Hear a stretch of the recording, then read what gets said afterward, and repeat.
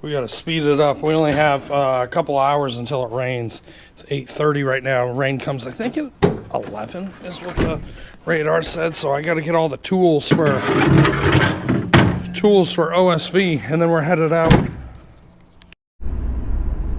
I totally forgot to even see if they're open on the up to the state line. I don't. Yeah, I have no idea. I didn't check.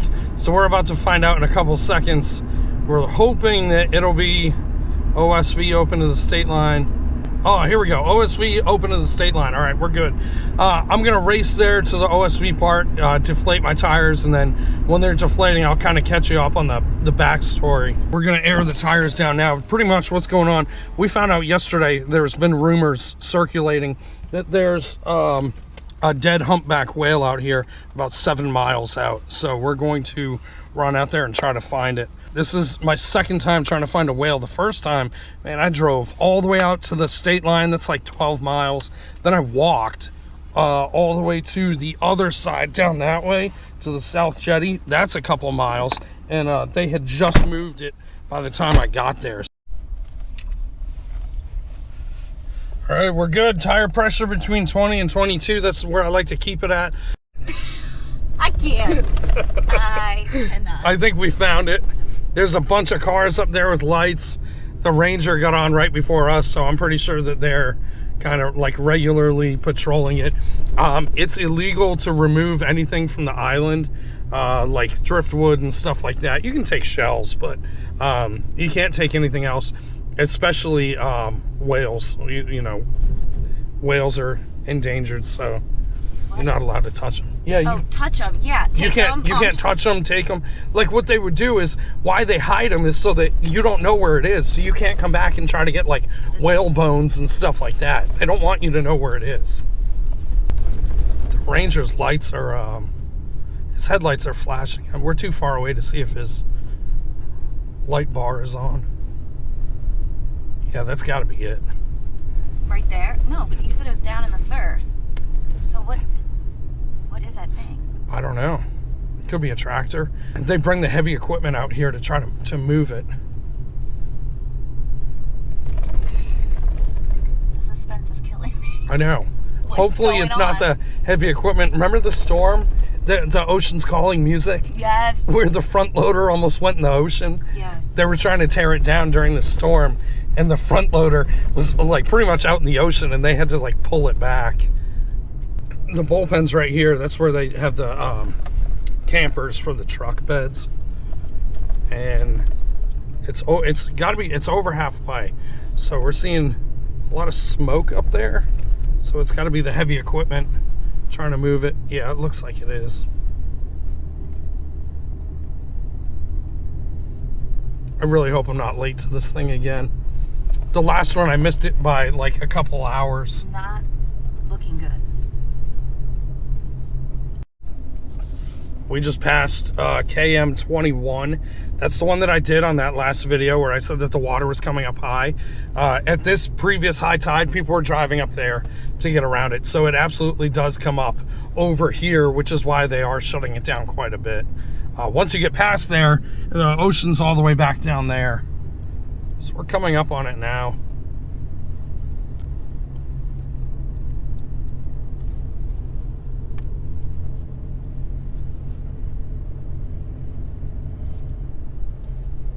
That thing is massive. Yeah.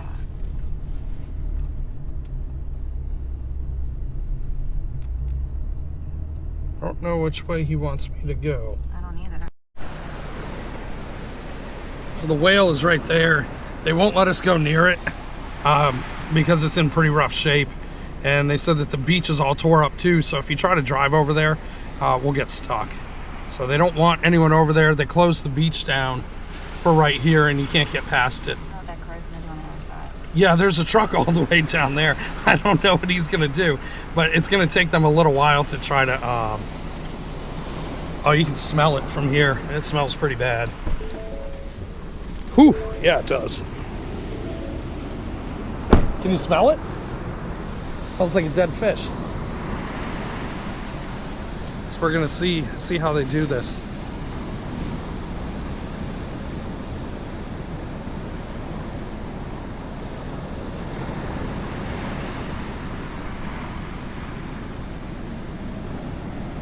I know we tried to get here earlier. We had to get the kids off to school. I don't mean to get political on this, but they're doing a study for wind farms in New Jersey and I think New York, and they were doing it here too. With the testing going on, they were saying that it's causing a lot of whales to wash up, where the sound that's going down into the ocean is pretty much like destroying their, like, I guess what, eardrums or something.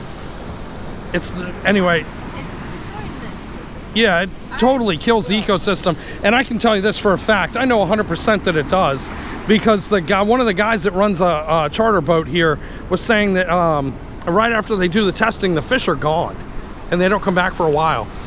This is the 10th whale that's washed up within a year. Not here, but all up and down the East Coast. So it's happening a lot. It's bad. Yeah, it's really bad.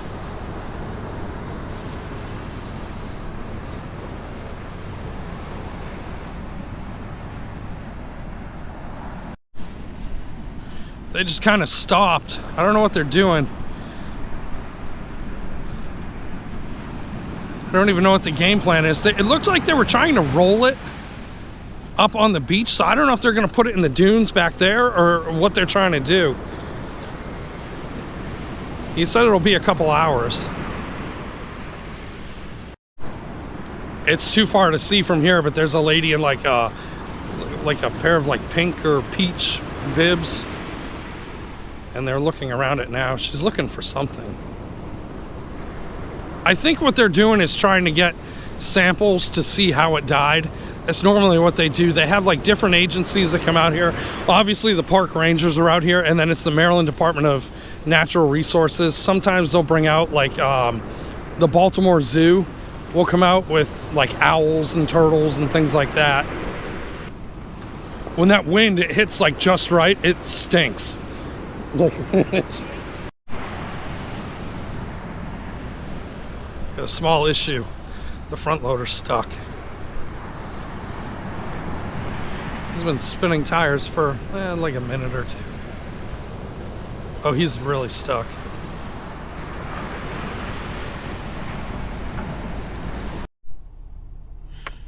All right, we're getting ready to drive back. That's what she was doing. There's a guy that I was just talking to that watches my videos, and he was telling me that he went and talked to them, and I guess NOAA's on the way, and DNR is going to be out here too, more people. So it's going to be pretty busy for a while, and it's going to be shut down for a little bit. I don't know how long, or even, yeah, I don't know. If I get any updates on any of it, I'll put it in the description just so you can see what they did or where they moved it to. Usually they'll say that they moved it elsewhere, or they dragged it into the ocean. So here's what I was talking about earlier with KM21. That's all right here. It's going out into low tide, but you can see the high tide. It came all the way up. It actually went up almost to the dunes back there. So this is all overwash, which is why they're closing it. But you can see that people are driving up past the markers. Normally these markers right here, these white ones, you're not allowed to drive past them, but I mean, obviously if you're stuck out here, and you got to do what you got to do.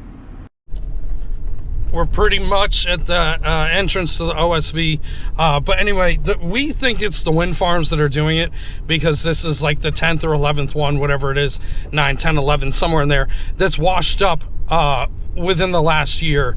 But they are going to do testing and all that to see what the actual cause of death was. So, all right, we're gonna fill up the tires, and ooh, bumpy. Yeah. Big piece of driftwood. It drives itself. It's a self-driving F-150. 18 people on now. There's NOAA right there. They're getting in their vehicle to drive out here to see the whale. Got some bonus footage. Is that what they call it? But got some bonus footage. Bonus footage. The Ratcliffe house. We've never been here. Am I saying it right? Rackliffe. Yeah. And it's right behind the Assateague Visitor Center's right back there. You drive all the way back. No. Ashley called it a Ratcliffe.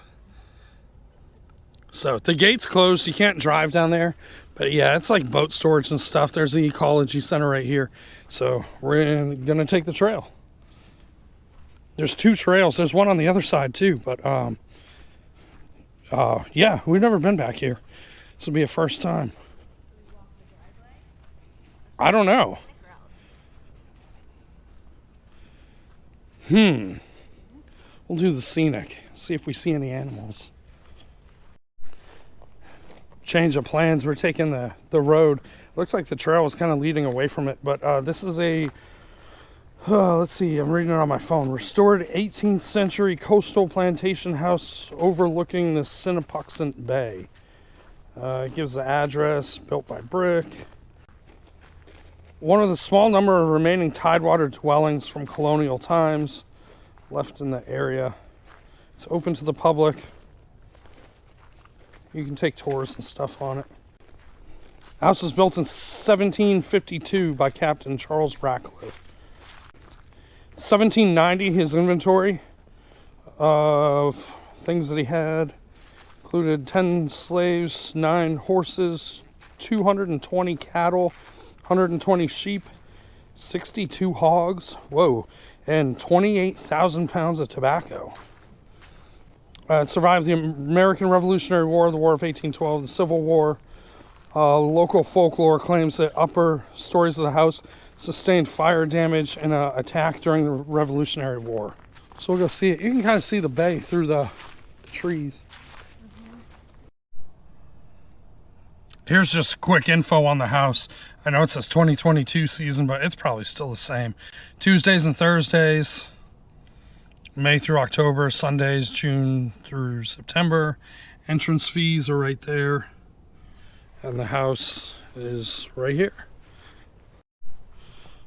I don't know who's right, this sign or Wikipedia, but this is saying built in a 1,700 acre plantation in 1740s.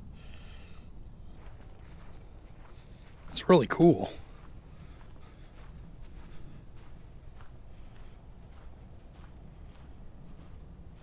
What does this sign say?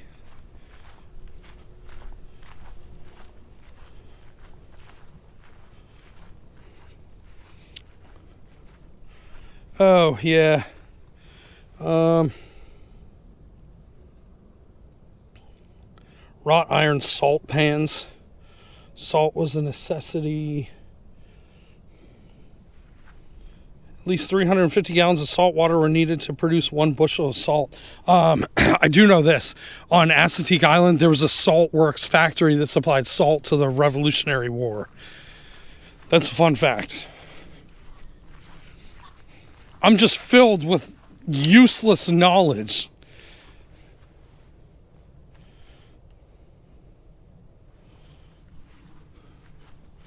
Wow. Really cool.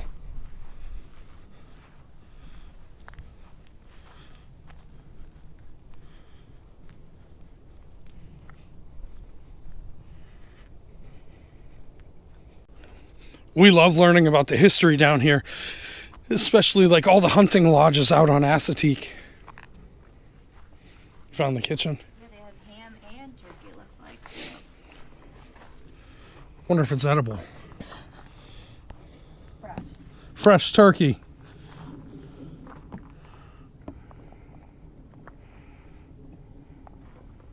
Oh, they made candles? That's really cool.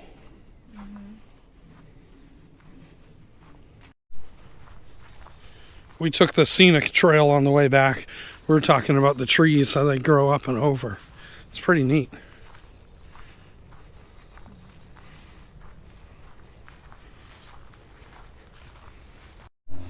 There's another trail too. Here's the parking lot right here where we parked. We're gonna take this one. But here's the bay. That drops way down.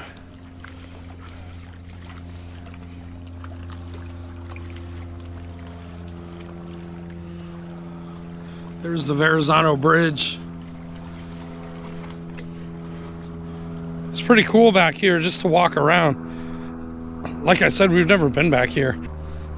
Oh, we got a little plaque. See what it says. A little placard thing.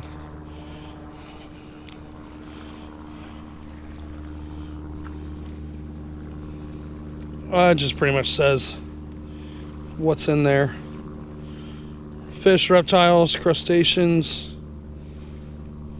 turtles, horseshoe crabs, eelgrass, scallops. I think the scallops were wiped out for a while, and I think they're slowly starting to come back. Nice view.